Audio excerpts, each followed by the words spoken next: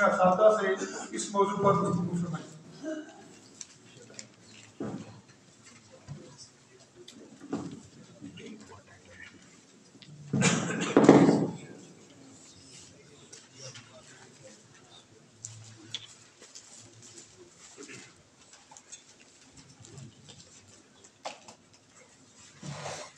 اعوذ باللہ من الشیطان الرجیم، بسم اللہ الرحمن الرحیم۔ رب اشرح لی صدری ویسر لی امری واحلل عقدۃ من لسانی یفقہوا قولی۔ مجھے خوشی ہے کہ آج تنظیم اساتذہ جموں کشمیر کے اس اجتماع سے گفتگو کر رہا ہے، اور آج کی اس مجلس میں جو موضوع مجھے دیا گیا ہے وہ مستقبل میں تعلیمی رجحانات سے متعلق ہے۔ یہ ایک حقیقت ہے کہ اس 21ویں صدی میں آنے کے بعد جو تعلیمی رجحانات ہیں وہ مجموعی طور پر تبدیل ہوئے ہیں، لیکن تعلیمی رجحانات کا تعلق ہمیشہ فلسفہ تعلیم سے جڑا رہے گا، اور جس تصور تعلیم کے ساتھ آپ علم کے پھیلاؤ کا کام کریں گے، وہ فلسفہ تعلیم اور وہ تصور تعلیم جو ہے وہ ان رجحانات کی ظاہری شکل کو ضرور اختیار کرے گا، لیکن باطنی طور پر وہ اپنی اسی روح کے ساتھ جو ہے وہ اپنے اثرات اور اقدامات معاشرے کے اندر ڈالتا رہے گا۔ آپ یوں سمجھ لیجئے کہ رجحانات کا تعلق ہمیشہ حاضر تہذیب کے ساتھ ہوتا ہے، اور حاضر تہذیب کا تعلق ہمیشہ ٹیکنالوجی سے ہوتا ہے، اور جو بھی رجحانات ترتیب پاتے ہیں وہ ان مادی ٹیکنالوجی کی بنیاد پر ترتیب پاتے ہیں کہ جو انسان کی سہولت کے لیے وقت کے اعتبار سے بڑھتے چلے جاتے ہیں۔ یہ جو ٹیکنالوجیز ہیں یہ بنیادی طور پر ایک سہولت کاری کا کردار ادا کرتی ہیں معاشرے کے اندر اجتماعی معاملات کی ادائیگی کے لیے، یا کسی حد تک انفرادی آسانی کے لیے پیدا کی جاتی ہے۔ اب اس بحث کو ابھی ہم آج کے اس موضوع کا حصہ تو نہیں بنائیں گے کہ جدید تہذیب اور اس کے رجحانات کی جو تشکیل ہو رہی ہے وہ بنیادی طور پر تو انہی معاشروں میں ہو رہی ہے کہ جو مسلم معاشرے نہیں ہیں، اور وہ اپنی اس تحقیق کی بنیاد پر جو چیزیں تعلیمی اداروں کے ذریعے یا اساتذہ کے ذریعے یا تحقیقی میدان کے اندر پیش کر رہے ہیں، اس کو چاہتے ہوئے یا نہ چاہتے ہوئے تمام تہذیبیں، تمام ممالک، تمام معاشرے اختیار کر رہے ہیں وقت کے اعتبار سے، اور اس میں بہرحال اس فلسفے کا عکس ضرور نظر آئے گا اور اس سوچ کا عکس ضرور نظر آئے گا جس کے تحت وہ یہ ٹیکنالوجی کو تیار کرتے ہیں اور اس کے لیے سہولیات کو پیدا کرتے ہیں۔ یہ ایک بڑی بنیادی سی بات ہے۔ اس تمہید کے بعد ہم دوسرے مرحلے کی طرف جاتے ہیں۔ دوسری چیز یہ ہے کہ تعلیم ہمیشہ کسی نظریے کی ترویج کرتی ہے۔ اگر ابھی جیسے بات ہو رہی تھی ہم اسلامی تصور تعلیم کے بنیادی فلسفے کی طرف جائیں گے تو ہم ایک ڈیوائن لا کی پروموشن، اس کی تبلیغ، اس کے احکامات کے فہم کے مطابق اسلامی تصور تعلیم کو پیش کریں گے۔ تو یہ جو پورا نظریہ ہوتا ہے اس کو بھی ترویج کے لیے پروفیسر خورشید احمد صاحب نے اپنی کتاب میں لکھا کہ آئیڈیالوجی جو ہوتی ہے وہ ہمیشہ ٹیکنالوجی کی محتاج ہوتی ہے، اور جب تک ٹیکنالوجی آپ کے ہاتھ میں نہیں آئے گی آپ آئیڈیالوجی کو اس رفتار کے ساتھ پیش نہیں کر پائیں گے جس رفتار کے ساتھ اس کو پیش ہونا چاہیے۔ مثال کے طور پہ نبی اکرم صلی اللہ علیہ وسلم نے جو دعوت اللہ کا کام کیا تو اس زمانے کے جو بھی طریقہ کار رسول اللہ صلی اللہ علیہ وسلم बाद में खुलफाए रसूलुल्लाह सल्लल्लाहु अलैहि वसल्लम, खलीफतुर रसूलुल्लाह और फिर अमीरुल मोमिनीन, हर एक ने उस तरीके को इख्तियार करने की कोशिश की जिसकी बुनियाद पर उस दौर में हाजिर रवायात के मुताबिक बात की तरवीज जो है वो सही अंदाज में पहुंच सके। चाहे वो पूरी दुनिया से, पूरे अरब से लोग मक्का का तवाफ करने के लिए आते थे, उनको बात पहुंचाने का अमल हो, या ये कि पहाड़ी के ऊपर जमा करके लोगों के सामने अपनी बात रखनी हो, और बहुत सारे ऐसे तरीके के जो उस ज़माने में राइज थे उन सबको इख्तियार करके रसूलुल्लाह सल्लल्लाहु अलैहि वसल्लम ने अपनी दावत की, अपनी तबलीग की, अपने मिशन का जो है वो आगाज़ किया।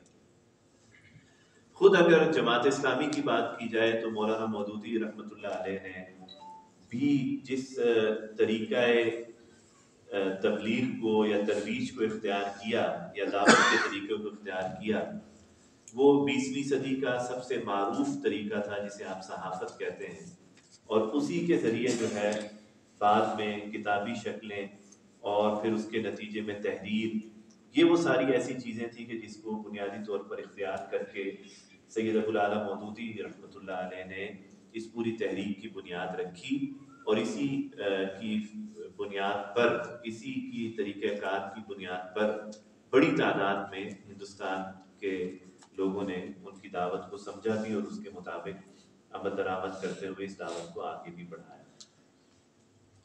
सियासी एतबार से भी अगर आप देखेंगे तो जो भी ट्रेंड सेटिंग ऑर्गेनाइजेशंस होंगी, चाहे वो किसी भी नज़रिए की हामिल हो, वो हमेशा लोगों को बआसानी अपील करती हैं और उसी अपील की बुनियाद पर वो दिलों में जगह बनाती हैं। आपकी दावत और आपका पैगाम खा कितना ही मजबूत क्यों ना हो, लेकिन अगर वो दौर हाजिर की टेक्नोलॉजी को इस्तेमाल किए बगैर उस हक की दावत को आप महदूद लोगों तक तो पेश कर सकते हैं, लेकिन टेक्नोलॉजी के इस्तेमाल से इसकी वुसअत में जो है वो इजाफा होगा। तो यही बात जो है वो तालीम के साथ भी है। तालीम वक्त के एतबार से और ख़ास तौर पे इस सदी के अंदर बहुत तेज़ी के साथ जो रुझानात तब्दील हो रहे हैं, उसका ताल्लुक किसी बड़ी सोच या बड़ी उम्र के लोगों की सोच से अगर मुताबिकत ना भी रखता हो तो ये चीज़ बाआसानी एडेप्टिव होगी कि जो नई नस्ल के बच्चे हैं, नई जनरेशन हैं, वो उसके अंदर ज़्यादा दिलचस्पी पैदा करती है बनिस्बत के बड़ी उम्र के लोगों के जो वक्त के एतबार से तब्दील नहीं होते। इसलिए तालीमी रुझानात में जहाँ पर आप चाहे एक मजमून, एक मौजू तवील अरसे से किसी ख़ास मेथडोलॉजी के साथ पढ़ा रहे हों, वो हो सकता है कि नई नस्ल के लिए उसके अंदर वो दिलचस्पी ना हो जो उस नई नस्ल को चारों जानिब हाजिर टेक्नोलॉजी के टूल्स के ज़रिए मिलती है, वो उसको ज़्यादा बाआसानी जो है वो चीज़ों को समझेंगे। मसलन हम इसके ऊपर अब हम तरतीब से मैं उन नुकात का को पेश करता हूँ।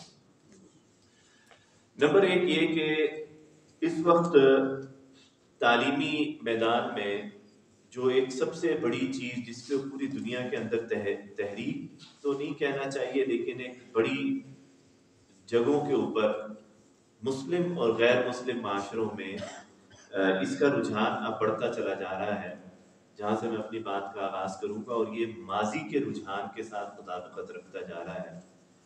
वो ये है कि स्कूल के रवायती तसव्वुर के बजाय घर में तालीम के तसव्वुर को जो है वो ज़्यादा पसंद किया जाने लग गया है। इसको अंग्रेज़ी में होम स्कूलिंग कहने लग गए हैं, और उसमें ज़्यादा वक्त में बराह रास्त जो किरदार बन रहा है वो माँ का बन रहा है, जो पहले तो एक बड़ी बुनियादी तरबियत बच्चे की घर के इखलाकी उमूर में करती है, लेकिन अब होम स्कूलिंग के तसव्वुर में वो अपने बच्चे की तालीमी तरबियत भी करती है। और ये तहरीक इसलिए शुरू हुई है, यूरोप के अंदर भी और हमारे पाकिस्तान में भी अब कई जगहों पर इसके हल्के हल्के अक्स जो है वो नज़र आने लग गए हैं कि स्कूल के रवायती तसव्वुर से अब लोग باہر نکل کر اپنے گھر کے ایک خاص تربیتی ماحول یا خاندان کے تربیتی ماحول یا کسی نظریے کے تربیتی ماحول کے ساتھ جو مطابقت رکھوانا چاہتے ہیں بچوں کی، اس کی بنیاد کے اوپر ہوم اسکولنگ کا کانسیپٹ جو ہے وہ بڑھ رہا ہے. ہم یہ تو نہیں کہتے بہت تیزی سے بڑھ رہا ہے، لیکن اس کے اندر ایک چیز جو ہے وہ یہ موجود ہے. اب ان کو کن ٹولز نے آسان کیا ہے، یعنی ایک عمل ہے، ایک ظاہری چیز ہے، اس کا نام ہوم اسکولنگ ہے، لیکن اس کی طرف رجحانات کس طرح بڑھے ہیں. اس کو بڑھانے میں جو سب سے اہم کردار ادا کیا ہے وہ ورچوئل تعلیم نے کیا ہے، جس کو آپ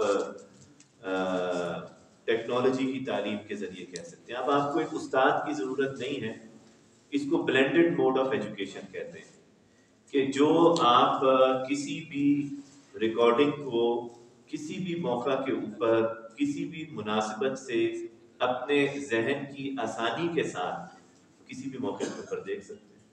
یعنی آج سے 15-20 سال پہلے جب یہ ورچوئل یونیورسٹی کا قیام عمل میں لایا گیا تو اس وقت یہ تصور تھا کہ پتہ نہیں یہ کس طرح ہوگا، لوگ کیسے پڑھیں گے، کیا ہوگا. لیکن اس ورچوئل یونیورسٹی کو بھی اس ورچوئل ایجوکیشن کو دینے کے لیے فزیکل کیمپس بنانے پڑے، کیونکہ اس وقت رجحان ایسا نہیں تھا.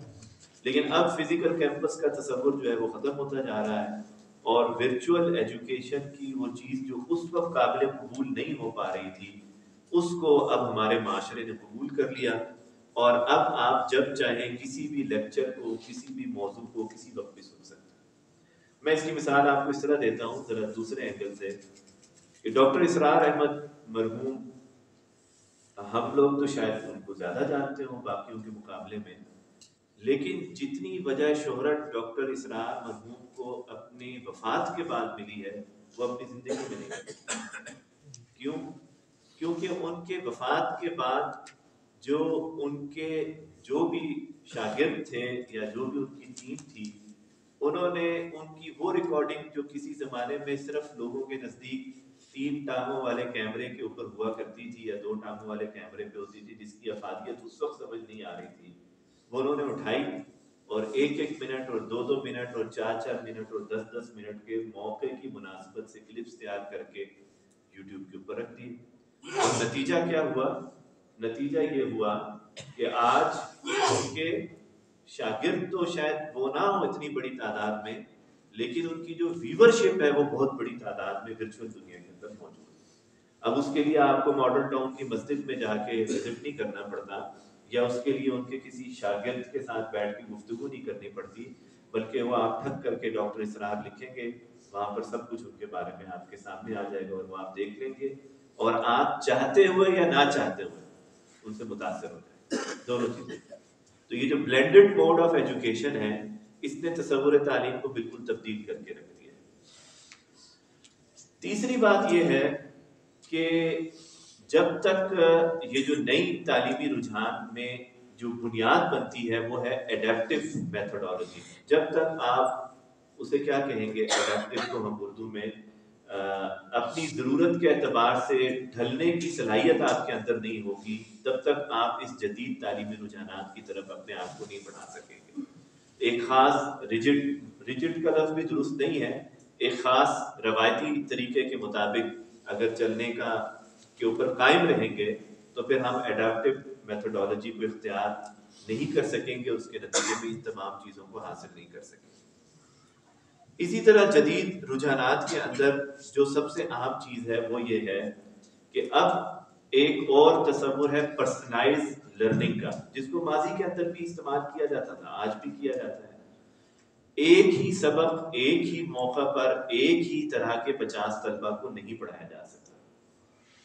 پرسنلائز لرننگ نے اجتماعی تعلیم کے تصور کو مزید انفرادی تعلیم کے تصور پر مضبوط کر دیا ہے.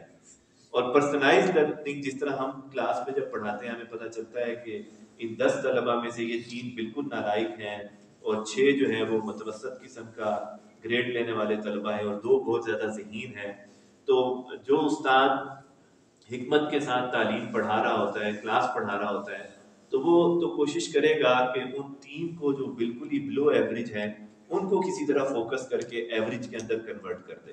وہ کبھی بھی ایوریج والے کو ایکسیلنٹ پہ کنورٹ کرنے کی کوشش نہیں کرے گا یا ایکسیلنٹ والے کو نیچے لانے کی کوشش نہیں کرے گا تاکہ پوری کلاس متوازن ہو جائے، بلکہ اس کا زیادہ فوکس ان 3 طلباء کو متوسط درجے کے اندر لانے کے اوپر ہوگا۔ لیکن یہ جو پرسنلائز لرننگ ہے اس کا تعلق اس سے نہیں ہے کہ کلاس کے اجتماعی ماحول کو متوازن کر دیا جائے۔ پرسنلائز لرننگ کا معاملہ یہ ہے کہ آپ شروع سے ہی طالب علم کی سوچ مزاج کے اعتبار سے اس کو پڑھا کر اس کو اس کی تعلیم کے اندر جو ہے وہ ایکسل کریں گے۔ اور اس کو پرانے زمانے میں براڈر ٹرم کے اندر کریئر پلاننگ کہا جاتا تھا کہ اس بچے کو بلہ پکڑنے کا شوق ہے تو کھیل میں ڈال دو، اس کو ذرا حساب کتاب کرنے کا شوق ہے تو میتھمیٹکس کی تعلیم میں ڈال دو، اس کی تھوڑے سے جناب چیزیں جو ہیں وہ سائنس کی طرف رجحان جا رہا ہے تو اس کو اس طرف لے جاؤ۔ یہ ایک اجتماعی اپروچ کے ساتھ ہے۔ تو کریئر پلاننگ اب انٹیگریٹڈ وے کے اندر اس کی بیسک لیول کے اوپر جو ہے وہ جو چیز شروع ہو چکی ہے وہ پرسنلائز لرننگ ہو چکی ہے۔ اب اس کا تعین اس استاد نے کرنا ہے جو کلاس میں پڑھا رہا ہے، یا اس ماں نے کرنا ہے جو گھر میں پڑھا رہی ہے، یا اس استاد نے کرنا ہے جو اسکول کے علاوہ اپنے بچے کو کسی بھی لحاظ سے پڑھا رہا ہے۔ اب یہ پرسنلائز لرننگ کی جو بنیادی چیز ہے اس جدید اس ٹرینڈ کے اندر وہ یہ ہے کہ اب زور جو ہے وہ نہ انفارمیشن کے اوپر ہے اور نہ نالج ایجوکیشن کے اوپر۔ یہ دونوں چیزیں اب بظاہر ویلیو کے اندر کچھ کم درجے پر ہیں۔ اس وقت جو سارا زور ہے جس کی بنیاد پر آپ کسی کو ایک کامیاب انسان یا طالب علم بنا سکتے ہیں وہ ہے صلاحیت کے اوپر، مہارت کے اوپر، اسکل ڈیولپمنٹ اس کو آپ کہتے ہیں۔ اس سے اب یہ نہیں دیکھا جائے گا ان فیوچر کہ اس کے پاس کتنی بڑی گریجویشن کی اور ماسٹر کی اور پی ایچ ڈی کی تعلیم ہے، اور یہ نہیں دیکھا جائے گا کہ اس نے کتنے سکورز کی بنیاد کے اوپر جو ہے اپنے رزلٹ کو مینٹین کیا ہے۔ تو اسکل ڈیولپمنٹ جب تک نہیں ہوگی تب تک وہ سوسائٹی کا کارآمد فرد نہیں کہلائے گا۔ لہٰذا اب کیا ہو رہا ہے، اب ہمارا انٹرنیٹ کے اوپر کورسز آ چکے ہیں، اب آپ کے تمام آن لائن کورسز آ چکے ہیں۔ 3 دن کے اندر، 6 دن کے اندر، 3 ماہ کے اندر، 6 ماہ کے اندر آپ سرٹیفکیشن حاصل کرتے ہیں اور اس سرٹیفکیشن کی بنیاد پر آپ کسی بھی جاب کے اندر جانے کے قابل ہو جاتے ہیں۔ آپ پروجیکٹ مینجمنٹ کی سرٹیفکیشن لے لیں اور اس کے بعد آپ دنیا کی بہترین پروجیکٹ مینجمنٹ کی کمپنیز کا حصہ بن جائیں۔ انتظامی صلاحیتیں تو 20 25 30 سال کے مختلف تجربہ کر کے انسان ویسے ہی سیکھ لیتا ہے، خاص طور پہ اس کا تعلق تعلیمی اداروں سے ہو، مختلف چیزوں سے ہو۔ لیکن جب اگر وہ ایک خاص سرٹیفکیشن لے لیتا ہے تو وہ پروجیکٹ مینجمنٹ کی بڑی بڑی فرمز کا جو ہے وہ اپنے آپ کو حصہ بنا لیتا ہے۔ اسی طرح ہمارے ہاں یونیورسٹی میں میں فائنل ایئر کے سارے بچوں کے ساتھ جب ڈسکشن کر رہا ہوتا ہوں تو میں کلاس کے اندر سب سے پوچھتا ہوں آپ نے اب جا کے بننا کیا ہے؟ تو ہمارے آدھے سے زیادہ بچے اب انٹرپرینیور کے کانسیپٹ کی طرف جانے لگ گئے، نوکری کی طرف جانے کا رجحان جو ہے نا وہ اب ہے مجبوراً۔ تو ہر چیز رہے گی، ان ساری باتوں کا تعلق جو میں کر رہا ہوں وہ یہ نہیں ہے یا کوئی نئی بات نہیں ہے، یا اس کا مطلب یہ نہیں ہے کہ جو کچھ ہو رہا ہے اس کو نگیٹ کیا جا رہا ہے۔ لیکن لوگ کیا کرتے ہیں کہ اب یہاں پر بیٹھے ہیں پاکستان کے اندر، اور امریکہ کی اور کینیڈا کی اور یورپ کی تمام کمپنیوں کے اکاؤنٹس کی جو مینجمنٹ ہے وہ کہاں پہ ہو رہی ہے؟ پاکستان کے اندر ہو رہی ہے۔ اسٹاک کی مینٹیننس کہاں پر ہو رہی ہے؟ پاکستان کے اندر ہو رہی ہے۔ ہاں، ان بچوں کو کیا کرنا پڑتا ہے؟ کمپیوٹر کی ایکسٹرا آرڈنری سکلز حاصل کرتے ہیں، چاہے وہ پولیٹیکل سائنس کے بچے ہوں، چاہے وہ کمپیوٹر سائنس کے بچے ہوں، یہاں تک کہ میڈیکل سائنس کے بچے ہوں۔ اور اس کے بعد وہ کیا کرتے ہیں کہ اس پوری ورچوئل مارکیٹ کو مینٹین کرتے ہیں اور ڈالرز کے اندر کمائی کر رہے ہیں۔ اس وقت ایک بڑی تعداد میں ہمارے بچے ایسے ہیں کہ جو اپنی ریلیونٹ ڈگری کے ساتھ مارکیٹ کے اندر موجود نہیں ہیں، لیکن پیسے کی ضرورت کی بنیاد پر ایک سکل کو حاصل کر رہے ہیں اور اس ساری چیز کو کر رہے ہیں۔ تو آج کی جو دنیا ہے وہ نتیجہ کیا ہوگا اس کا؟ مجھے اسکولوں کے بارے میں تو میں بہت قائل نہیں ہوں کہ یہ ختم ہو جائیں گے، لیکن یونیورسٹیز کے بارے میں میرا بالکل ذہن یکسو ہے کہ اگلے 20-25 سال بعد ان کا تصور بہت زیادہ محدود ہو جائے گا، اور لاکھوں کی تعداد میں یونیورسٹیاں ہوں گی جو ورچوئل تعلیم کے ذریعے جو ہے وہ آپ کو سرٹیفکیشنز کروا رہی ہوں گی، اور اس کی بنیاد پر لوگ جو ہیں وہ وہاں سے گھر بیٹھے بہت سارے امور سیکھ رہے ہوں گے۔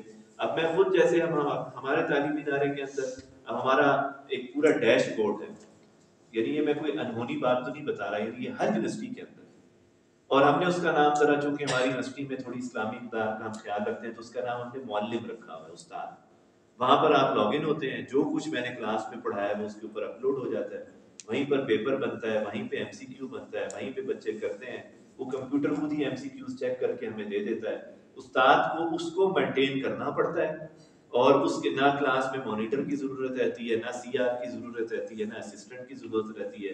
اگر آپ اس پورے ماحول سے واقف ہیں تو آپ وہ کرتے ہیں، اور نہ ای میل کے اوپر بچے بات کرتے ہیں، نہ واٹس ایپ کے اوپر بچے بات کرتے ہیں، ضرورت ہی نہیں ہے۔ تو اس پورے معلم کے ڈیش بورڈ کے اوپر ہر چیز آ رہی ہوتی ہے، ہر جگہ پر موجود ہے، ہر یونیورسٹی کے اندر۔ یہ ایک بالکل ابتدائی چیز ہے، یہ آگے جا کے پتہ نہیں کون سی شکل اختیار کر لے گی۔ تو اس لیے یہ جو ساری چیز، تو یہ ہے اسکل ڈیولپمنٹ کے اندر جو میں نے آپ کے ساتھ ذرا زیادہ لمبی اس کے اوپر بات کی، یہ اس وقت مارکیٹ کے اندر بہت زیادہ ہے۔ جس چیز کی ضرورت رہے گی اس کے لیے اب بہت سارے لوگ جو ہیں اس پورے رجحان کے اندر کیا ہو چکے ہیں، وہ پیسہ بھی کمانے لگ گئے ہیں، وہ ہے ایموشنل انٹیلیجنس۔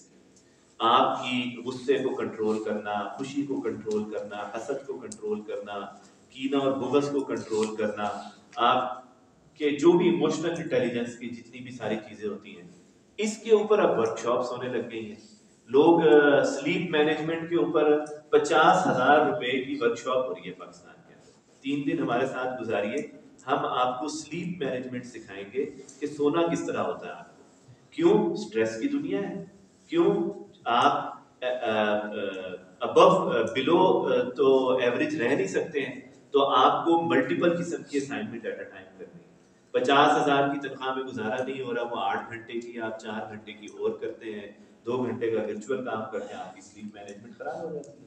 آپ دوسرے ملکوں کے ساتھ چونکہ ورچوئل دنیا ہے، ہر وقت رابطے میں رہتے ہیں، وہاں جب دن ہوتا ہے یہاں پہ رات ہوتی ہے، یہاں پہ رات ہوتی ہے وہاں دن ہوتا ہے، جو بھی ساری چیزیں ہیں، تو ایک سٹریس لیول جو ہے وہ آپ کا بڑھ چکا ہے۔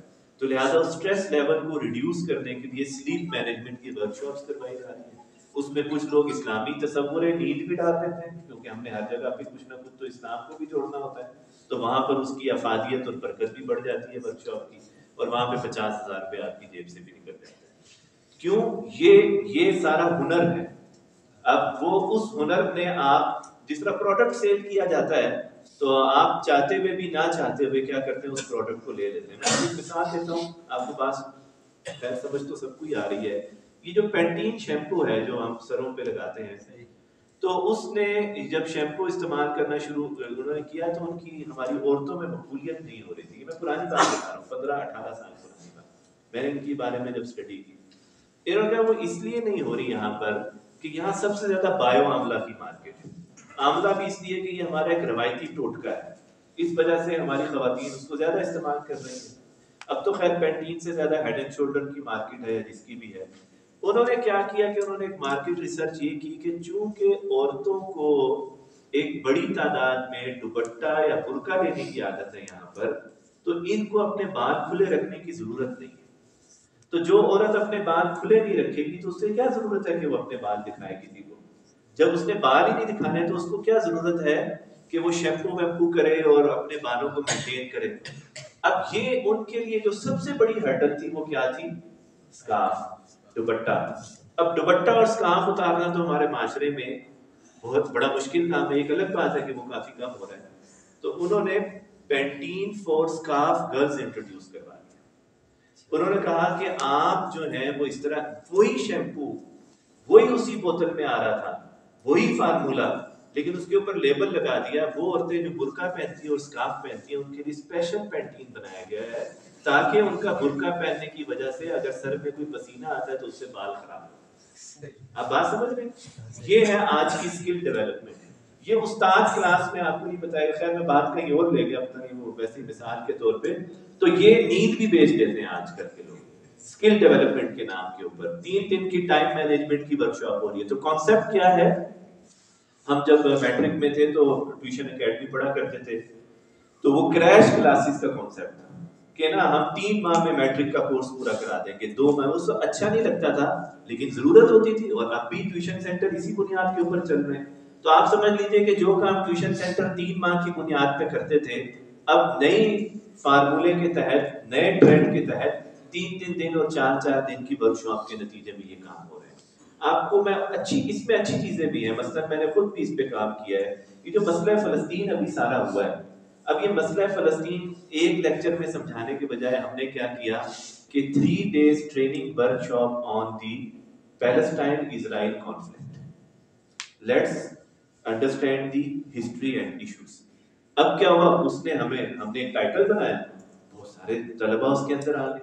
अगर हम कहते हैं कि मसला फ़लस्तीन पे हमने लेक्चर रखा है तो मेरा ख्याल है ऑडिटोरियम के अंदर सारे बच्चे ना आते, लेकिन वर्कशॉप के नाम के ऊपर उसके अंदर वीडियो बहुत सारी चीजें करके, तो ये कॉन्सेप्ट ऑफ एजुकेशन रवायती क्लास, इसको आप जो मैं टाइटल देना चाह रहा हूँ, रवायती क्लासरूम से निकलकर उसका तसव्वुर वर्कशॉप्स और ट्रेनिंग के कॉन्सेप्ट के अंदर जो है वो तब्दील हो गया। ऑटोमेटेड असेसमेंट्स, हमारा रवायती एग्जाम्स का जो पूरा निज़ाम है ये तो हमेशा सवालिया निशान रहता है और रहना भी चाहिए, और ख़ास तौर पे ये उस वक्त सवालिया निशान बन जाता है जब हम BS में एडमिशन लेने के लिए, MPhil में एडमिशन लेने के लिए या PhD में एडमिशन लेने के लिए एक नए टेस्ट के निज़ाम से एक बच्चे को गुजारते हैं, जो आपकी कम अज़ कम BS के लेवल पर मैं ज़रूर बात करूँगा कि 12 साल तालीमी निज़ाम के ऊपर सवालिया निशान उठ जाता है कि वो जो फेडरल बोर्ड है या पंजाब बोर्ड है या आपका शायद जो भी कश्मीर बोर्ड है, AJK बोर्ड है,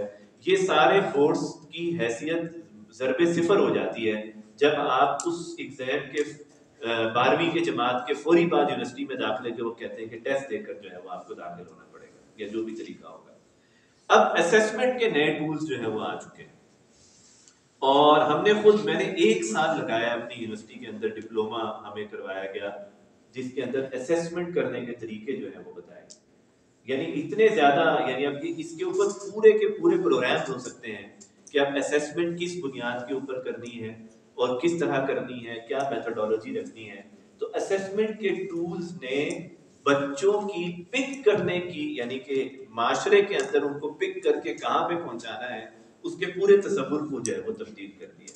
अब वो रवायती A grade, B grade, C grade वाले तसव्वुर जो है वो इन फ्यूचर जो है वो बहुत ज्यादा तेजी के साथ काम नहीं करेंगे। जिस चीज ने सबसे ज्यादा रास्ता बनाया है या जो सबसे ज्यादा तब्दीली की तरफ तालीमी रुझान को लेकर के जा रही है, जिसके ऊपर ऑस्ट्रेलिया में और न्यूजीलैंड में खास तौर पे और यकीनन अमेरिका वगैरह में भी हो रहा है, क्योंकि मैंने जो रिसर्च पेपर पढ़ा था वो न्यूजीलैंड के बारे में, तालीम के इदारों में स्कूल लेवल के ऊपर किताबों का तसव्वुर बिल्कुल खत्म हो चुका है। एक किताब भी नहीं, एक किताब, और बच्चों के पास वो लैपटॉप्स की तरह वो जो होते हैं वो टैबलेट्स वगैरह वो थोड़े बड़े, तो क्या करते हैं, क्रिटिकल एनालिसिस सिखाते हैं क्लासरूम के अंदर बच्चों को, क्रिटिकल एनालिसिस, बस सवाल करवाना सिखाते हैं और सवाल की बुनियाद पर किताब के बजाय माशरती रवैयों से उसका जवाब देना सिखाते हैं, और जितनी सवाल की सोच पैदा करवाते हैं उतने ज्यादा जवाब के नतीजे में उसकी तरबियत करते हैं।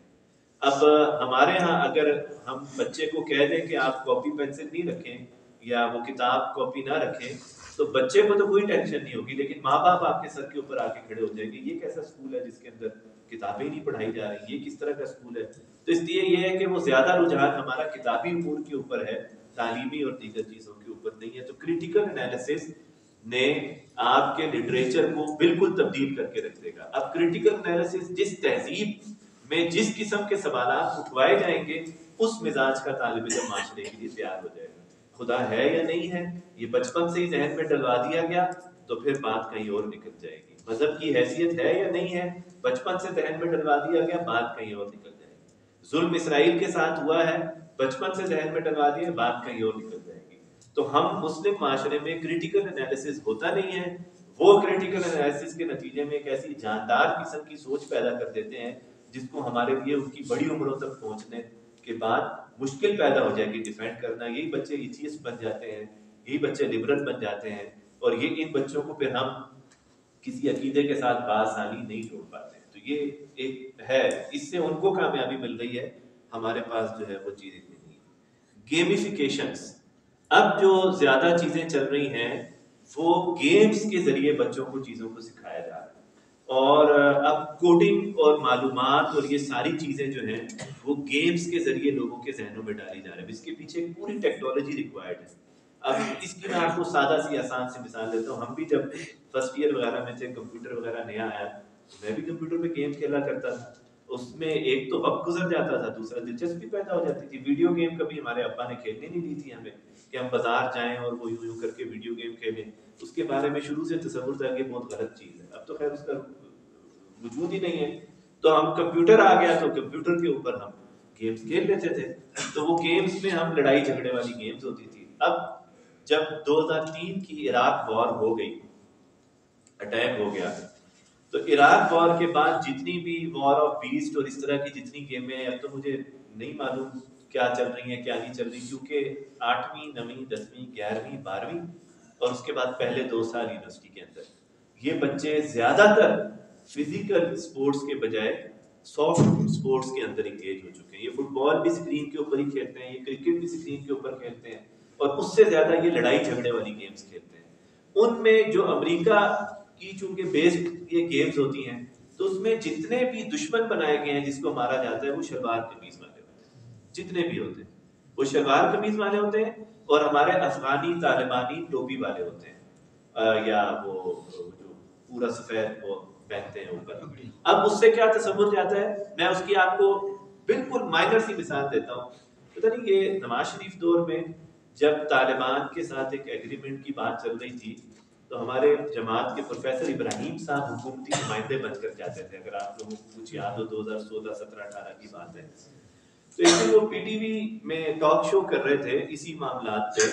تو پروفیسر ابراہیم صاحب وہ ٹوپی پہنتے ہیں, آپ سب کو پتا ہوگا, لمبی داڑھی بھی ہے. تو ہمارا گھر جس کا 100% تعلق جماعت اسلامی سے ہے, جو میرا بھتیجا میرے ساتھ بیٹھا تھا, تو اس نے مجھے کہا کہ چاچو یہ طالبان بیٹھے ہوئے ہیں ٹی وی کے اوپر. میں بالکل سادہ سے گھر کی بات بتا رہا ہوں, جس کے گھر میں طالبان کے حق میں یا خلاف میں اس وقت اس پہ نہیں کر رہا, لیکن ایک تصور یہ ہے کہ یہ دشمن لوگ ہیں سارے کے ساتھ. اور پھر 6 ستمبر آپ کا پورے کا پورا چینج ہو گیا. وہ بجائے کہ بھارت کے خلاف چلنا تھا, اب چلنا شروع ہوا ہے 2 سالوں سے, 2019 کے بعد سے, لیکن 2007 سے لے کے 2018 تک جو یوم دفاع تھا وہ ہمارا اس سرحد کے خلاف منایا جاتا تھا, اس سرحد کے خلاف نہیں منایا جاتا تھا. تو کہنے کا مطلب یہ ہے کہ ان چیزوں نے, ٹیکنالوجی نے, گیمز نے, ان پوری چیزوں نے تصور تعلیم کو استاد سے باہر نکال کے کسی اور کے ہاتھ میں دے دی ہے, اور وہ بچوں کے ذہنوں کے اندر وہ چیزیں جو ہیں وہ بآسانی جو ہے وہ بیٹھنے لگ گئی ہیں. تیسری بات, تیسری تو نہیں, پتہ نہیں کافی ہو گئی ہیں, بس میں اب چونکہ ختم کر رہا ہوں, مجھے آگے پہنچنا ہے.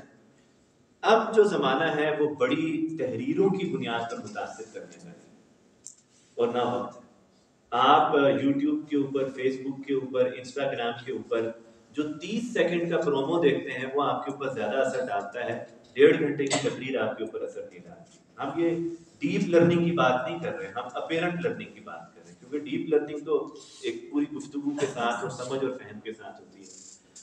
تو انفو گرافکس کا کانسیپٹ بڑا عام ہو چکا ہے آپ کہ جناب یہاں پر لکھا ہوگا 6 لاکھ, نیچے لکھا ہوگا انجرڈ, وہاں لکھا ہوگا 50 ایمبولینس, نیچے لکھا ہوگا ڈیلیورڈ, وہاں لکھا ہوگا جناب 2 لاکھ, اس کے نیچے لکھا ہوگا ایجوکیشن فیسیلیٹیشنز.